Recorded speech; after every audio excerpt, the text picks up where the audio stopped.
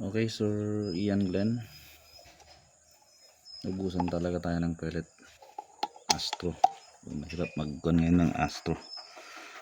Pero subukan natin tong isang pellet dito. Isang tin. Okay, firing. Dito tayo.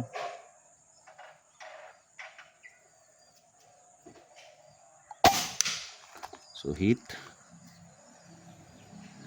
Mayroon kang resizer. Pero pag i-resize talaga natin sana sa Astro.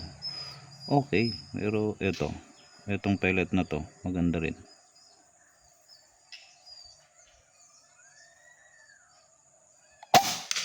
Hit pa rin naman. So naka 2 consecutive hit shots na tayo. So pangatlo, gumagamit ako ng 19 grains, sir.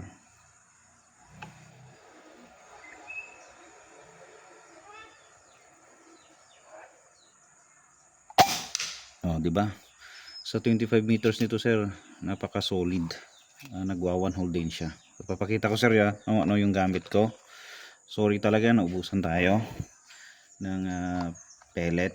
So 3 consecutive shots po yun sa 51 meters 1 inch plate. So ito na po. So ayan, sir, yung inyong laruan, Sir Ian Glenn.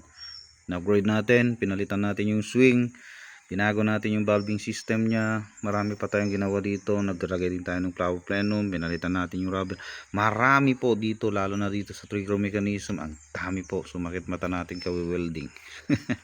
Anyway, naayos na rin natin, pati pagpalo na consistent, gumaganon yung hammer nya dati, pero ngayon okay na. So eto na, i-reveal ko po yung gamit ko, and shout out po. Okay, eto, so gagawa ko ng separated video para sa pellet na to, isang GSD. Okay, mabuhay ka, sir. So, noon ko pa ginagamit to, yung noong past few months pinetest ko sa mga aming mga unit na ilalabas. Very okay naman siya, very precise po talaga, as mentioned, napakalaking precise dito. Tama nga naman, tama, 19 grains. So kumuha pa ako kay sir ng 18 grains, pero uulit akong o-order ng 19 grains.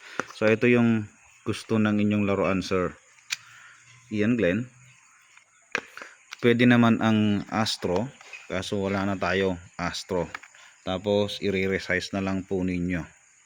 Abusan na tayo, mayroon akong isang pack dito, pero na-resize ko na po of different head size, kaya hindi pwede. Ayaw niya ang mature PLW, so for medyo okay naman, pero medyo nawawala konti.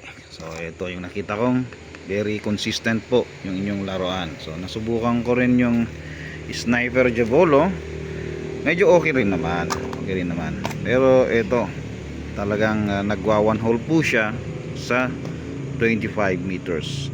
So ayan na, sir, kung gusto nyo, ito na, ship na natin sa inyo, and mensahe lang po sa amin at pag-usapan natin. Ayun, okay na yung unit niyo. So kapag natatamaan po natin kasi yung 50 meters 1 inch plate, sigurado na tayo pupunta yan ng 60, 70, 80, 90, 100.